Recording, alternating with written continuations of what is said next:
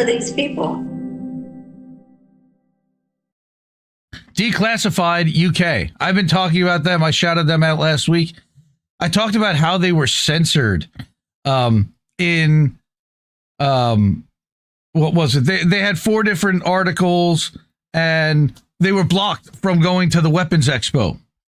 Well, that got accelerated and ramped up. So now are they not only blocked from the Weapons Expo, but now they were blocked from actually covering a parliamentary hearing for the first time ever. So they're making noise and they're pissing people off and they're now like getting disinvited. So the story goes, Parliament blocks Declassified, citing their Gaza standpoint. No, they have a standpoint. MPs condemn sinister move to deny access to declassified reporters. They don't really have freedom of the press there, but they've given Declassified license to operate. There's the lovely Parliament with Kid Starver as in leading the processions. Parliament has been accused of an outrageous abuse that's worthy of the Trump White House after blocking Declassified from holding a media pass. So this is where U.S. policy is starting to spread overseas into London. Internal emails reveal that officials cited our, quote, in-depth investigations from a particular standpoint when rejecting our applications, which is amazing. They also flagged a recent investigation we published that raised concerns over pro-Israel bias in Westminster. It wasn't just them. The BBC had the same article. Are you kidding? Okay.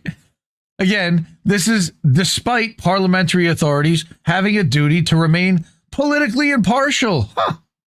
I forgot that. Guidelines say that passes should be granted with fair access across a range of outlets. Agreed. 100% agreed. The decision to deny declassified access has been criticized by politicians across the political spectrum, including Labour, the Green Party, Plaid Cymru, I've never even heard of them, and the Independent Alliance, who I've also never heard of. So it's nice that you've got groups coming out of the woodwork to defend this. Almost 500 journalists currently hold a pass, which provides unfettered access to Westminster and daily government briefings. They include many from right-wing outlets like Guido Fawkes and GB News. We've definitely heard of the GBBs. When Declassified's application for a pass was first rejected, officials blamed space and capacity due to limitations within the parliamentary estate. But documents revealed under Freedom of Information Act now reveal that there's no limit to the number of press passes that can be issued, and capacity was not even discussed as a consideration. In fact, at least 3 other journalists have been granted parliamentary passes since Declassified's application was rejected. Let me guess whether they toe the line on Israel or not. In a bizarre attempt to justify the ban, the documents also reveal that officials claimed Declassified's focus on UK foreign policy doesn't count as politics? Because politics is not policy, I guess? Or policy is not... foreign policy is not politics. Okay. An internal email said they are not specifically a politics organization as their main focus is around foreign affairs. Yes. What's your defense budget again? UK? I would guess that it's probably pretty high because you're already sending spy flights to cover Israel right now. This is remarkable. Outrageous abuse.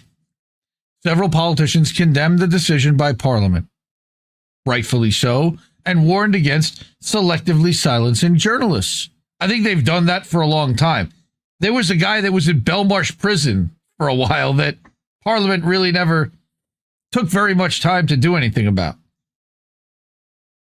Jeremy Corbyn, we talk about him quite often, the former Labour leader, said, quote, Declassified have done outstanding, vital work exposing the scale of British complicity in Israeli war crimes. A healthy democracy rests on transparency and accountability. What does Britain have to hide?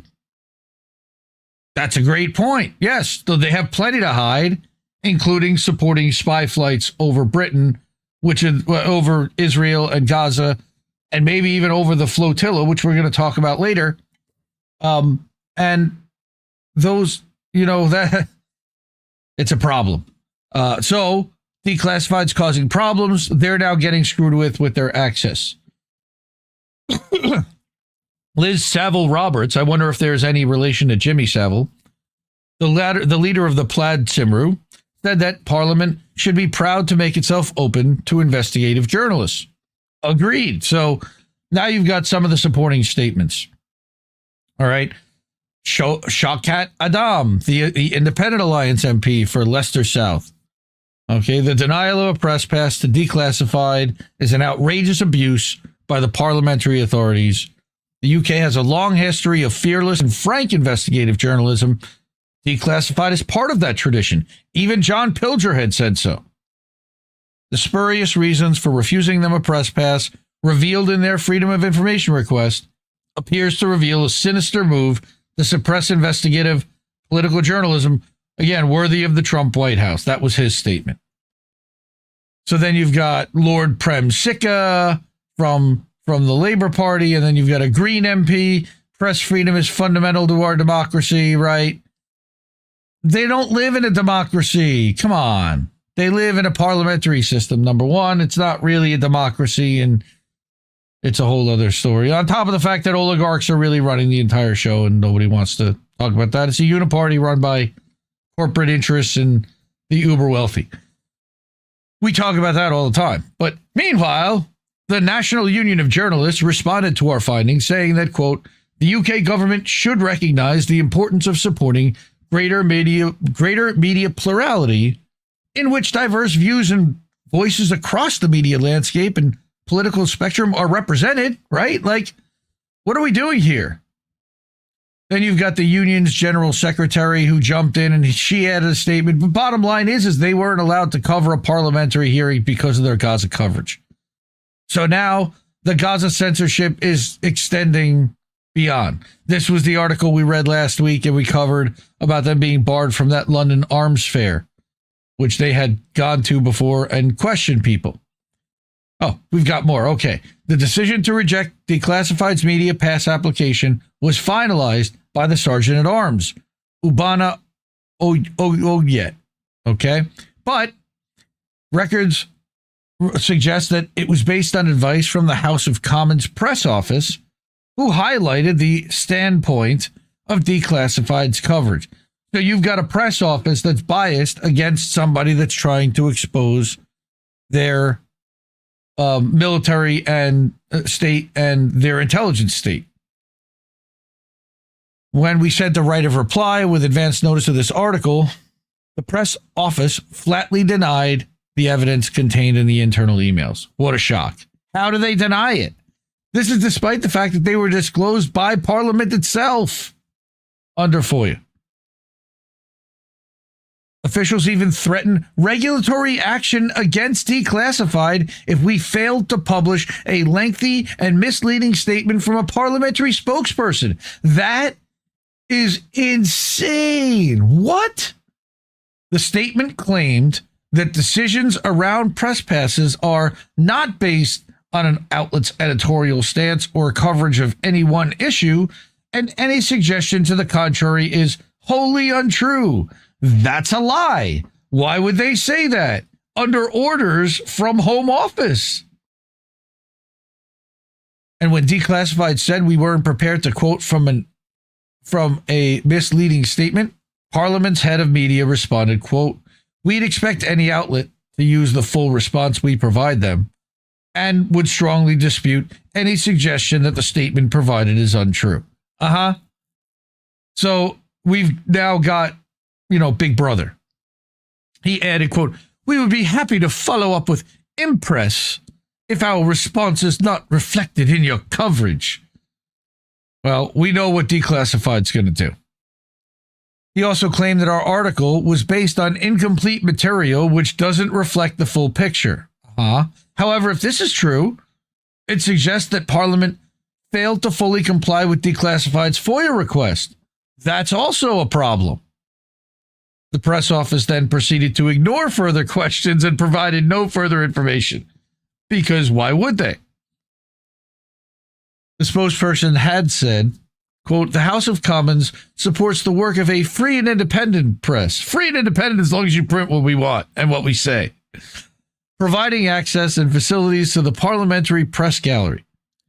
Right? Demand far exceeds capacity here. Hence, numbers are required to be strictly controlled whilst ensuring fair access across a range of outlets.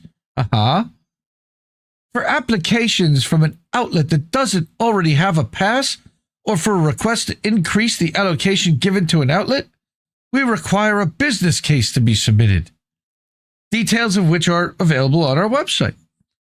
And they're just sending you mumbo jumbo. Unsuccessful applications may reapply for a pass 1 year after their original application, and as Parliament is a public building, journalists are still able to visit, attend, and report on proceedings and meet members without a media pass.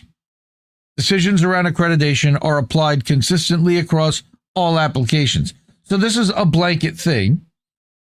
Then they added, of course, quote, that the range of media outlets currently granted access clearly demonstrates that the accreditation process is impartial and rooted solely in operational considerations and editorial relevance to parliamentary proceedings. So because it wasn't something that they normally cover or would cover, that's some bullshit right there. And of course, the emails obtained by Declassified strongly suggest that this claim is also misleading. So that is, what's his name? Martin Williams from Declassified. Support independent media. Declassified is actually an Indie Media Award honoree. Hopefully you just heard that sound. Indie Media Award honorees are the best of the best of the best. There's less than 100 independent creators, outlets, journalists, and video creators as well. So that's Declassified. That's our first story for the night. Just getting a little bit warmed up. In the meantime, if you're able to, and a means, please support independent media. And if you want to support this channel, the ways to do that are Cash App, $ Indie News Network, ko-fi.com/Indie News Network. You got paypal.me/Indie News Network. We got IndieNewsNow.com. That's where we're live right now. That's our self-hosted website. So if every other place turned us off, you could still see us live at IndieNewsNow.com. Even if Substack stopped us able to live stream because they disabled the RTMP experiment, or YouTube shut us down and Rumble decided they wanted to support Israel, and et cetera, we'd be live at IndieNewsNow.com. So definitely go over there. There's also amazing news site. That's where you find our merch. So definitely check out IndieNewsNow.com. Then you've got Substacks also at INNNewsletter.com. That's for the network. And then we're live right now at IndieMediaToday.com. That's where I publish this show. All the clips go out as individual posts with links and links to other stuff, and links to support the channel, everything else. That's also over at Indie Media Today. I've published articles over there, original articles that sometimes just compile other people's stuff to craft a narrative. But I also have written some original stuff like on why Israel should be dismantled as a country and not recognized as a public country. The best people are hanging out here. So if you're able to, before we head out, support independent media, support these people. These people already did. I enjoy doing the show every Sunday night. I love you. I love you all, and I appreciate you all for coming, putting up with me. And man, that was a long, ranting, depressing fuck Israel segment. I apologize. Lord, I apologize. But this is what's happening in the world, and we can't ignore it. There are too many outlets that just want to bury their head in the sand or only tell one part of the story, and we're not going to do that. I'm going to try to go to as many places as I can bring as many trusted independent journalists, outlets, and opinions and perspective as we can. And we're going to keep doing this. So, all right. I don't have any of his goodbye, although I do have this. No, we just fucking lost the stream. Night, everyone. Love you. I guess this isn't such an awful place. Is that what you want?